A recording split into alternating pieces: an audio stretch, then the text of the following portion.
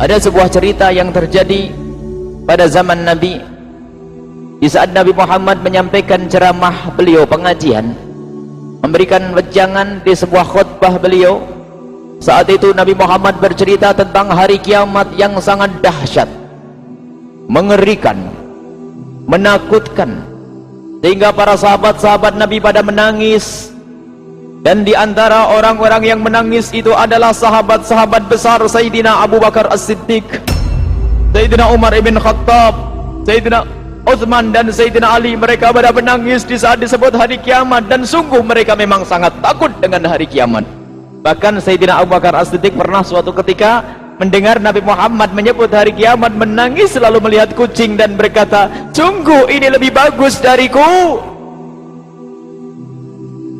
karena kalau dia mati selesai urusannya. Tapi aku Abu Bakar, jika aku mati maka urusanku ada nanti setelah dibangkitkan. Inilah yang diingat oleh orang-orang besar seperti Sayyidina Abu Bakar, Sayyidina Ali, Sayyidina Umar, Sayyidina Utsman, menangis di saat mendengar Nabi Muhammad bercerita tentang hari kiamat. Ada orang pegunungan, barangkali bisa saja kalau kita mau mengangkat derajat kita, ini kelas kita. Orang pegunungan ibadahnya pas-pasan, mikir kalau orang-orang besar seperti Sayyidina Abu Bakar, Sayyidina Umar ini pada nangis, takut mendengar berita tentang hari kiamat, lalu bagaimana dengan aku? Aku yang seperti ini, lihat, begitu takutnya ini. Orang besar saja pada nangis, orang dekat dengan Nabi Muhammad pada nangis, bagaimana dengan aku nanti di akhirat? Bagaimana aku nanti di padang mahsyar? Saking takutnya, dan saking takutnya tidak disadari yang mengangkat tangan dan bertanya, mata sa'atu ya Rasulullah, dalam hadis sahih, kapan hari kiamat akan tiba wahai Rasulullah? Nabi Muhammad menoleh. Maknanya adalah tolehan Nabi Muhammad, ini orang pada takut, kok ini malah bertanya tentang hari kiamat. Orang pada ketakutan, ini malah bertanya. Barangkali dia punya modal, ini punya bekal, Pak, ibaratnya begitu.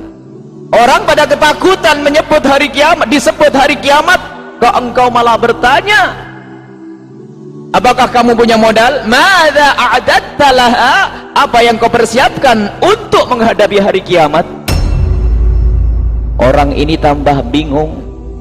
Dia bertanya karena merasa dia tidak punya modal, kok malah ditanya oleh Nabi Muhammad, modalmu apa? Tambah bingung, dan di saat kebingungannya ini gemeteran, dan dia berkata, ya Rasulullah, aku bertanya karena aku tidak punya modal. Sungguh aku tidak punya apa-apa ya Rasulullah, kecuali kecintaanku kepadamu ya Rasulullah. Mendengar jawaban orang ini, Nabi Muhammad menghadapkan wajah beliau dan badan ke orang tersebut, menghadapkan wajah dan badan beliau ke orang tersebut, dan Nabi Muhammad tersenyum. Setelah tersenyum, memberikan satu kalimat, memberikan kabar gembira yang sungguh sangat membahagiakan orang tersebut sekaligus kita. Kabar gembira untuk orang tersebut dan untuk kita.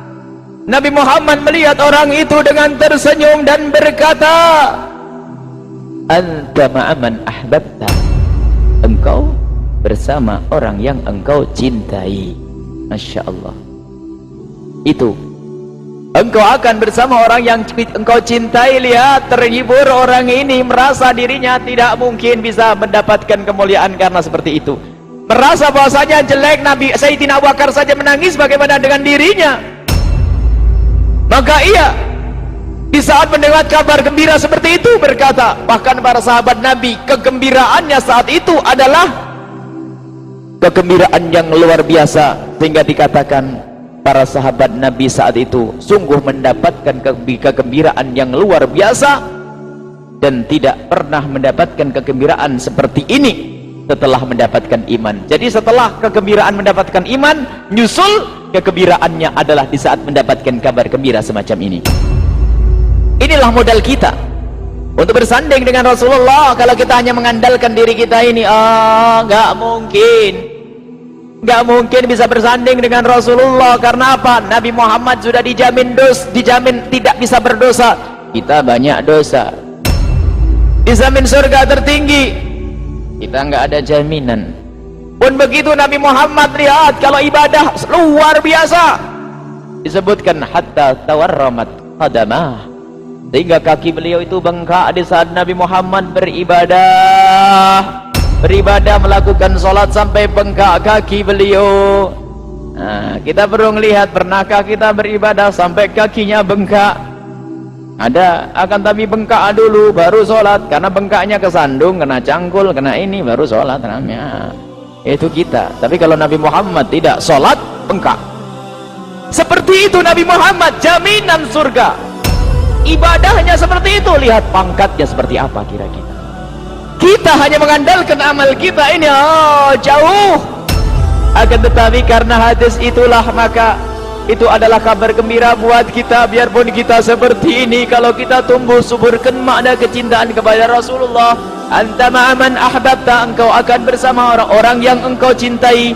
Al-mar'u yuhsyaru ma'aman ahab, seseorang akan dikirim nanti bersama siapa yang dicintai. Kalau yang kita cintai adalah Allah dan Rasulnya, kalau yang kita cintai adalah Nabi Muhammad, maka kita akan bersama Nabi Muhammad sallallahu alaihi wasallam.